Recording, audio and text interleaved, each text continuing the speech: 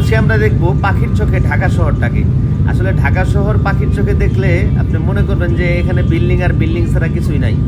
ঠিক আছে, অনেক সুন্দরও লাগে আবার খারাপও লাগে, কারণ এত কিছুর মধ্যে ঢাকা শহরে গাছের সংখ্যা খুবই কম।